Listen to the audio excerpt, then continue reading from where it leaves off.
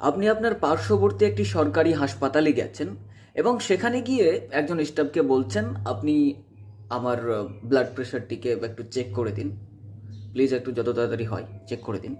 কিন্তু সেই সময় দেখছেন সেই স্টাফটি মোবাইল গেম খেলছে এবং আপনাকে বলা হলো যে এখন ব্লাড প্রেশার চেক করা হবে না যতক্ষণ পর্যন্ত না আমার এই গেম খেলা শেষ হচ্ছে। আপনি ওয়েট করুন, গেম খেলা শেষ হয়ে গেলে চেক করে দেবো। এমনটা ঘটেছে আপনার সাথে? কিন্তু বাস্তবেই এমনটা ঘটেছে। পাঞ্জাবের একটি সিভিল হাসপাতালে রতন ঢিল্লোন নামের একজন ব্যক্তি গিয়েছিলেন ব্লাড প্রেশার চেক করাতে। যাওয়ার পর সেখানকার একজন স্টাফকে তিনি বলেন যে আপনি আমার ব্লাড প্রেশার চেক করে দিন। তখন সেই স্টাফটি গেম খেলছিলেন মোবাইলে। কোন গেম? লুডো। এবার ঢিল্লনকে বলা হয় যে যতক্ষণ পর্যন্ত না আমার গেম খেলা শেষ হচ্ছে আমি আপনার ব্লাড প্রেশার চেক করতে পারবো না। অনেক রিকোয়েস্ট করার পরেও কিন্তু এই কথা মানা হয়নি।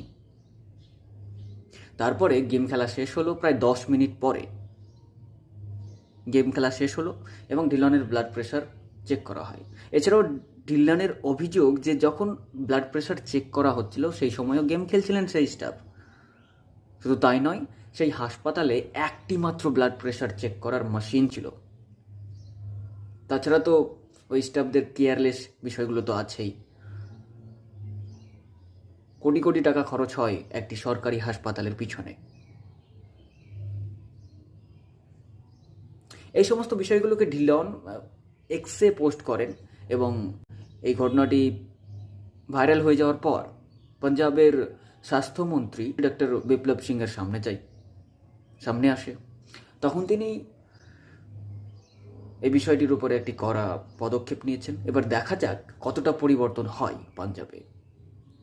অ্যান্ড আমরা চাই যে প্রত্যেকটি রাজ্যের প্রত্যেকটি জেলায় জেলায়,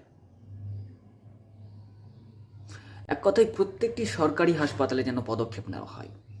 এটা একটারই শুধু আমরা খবর পাচ্ছি, একটা হাসপাতালেরই, কিন্তু এরকম সহস্র রয়েছে।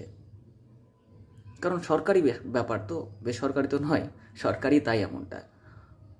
বসে বসে তো টাকা পেয়ে যায়, বুঝলেন, বসে বসে তো বেতন ঢুকে যায়, কি আর করা যাবে, এমনটাই। তবে চাই যে প্রত্যেকটা সরকারি হাসপাতালের স্টাফরা যেন কেয়ারলেস না থেকে নিজের যে দায়িত্ব রয়েছে সেই দায়িত্ববোধটা ঠিকঠাকভাবে পালন করে, এটাই চাই।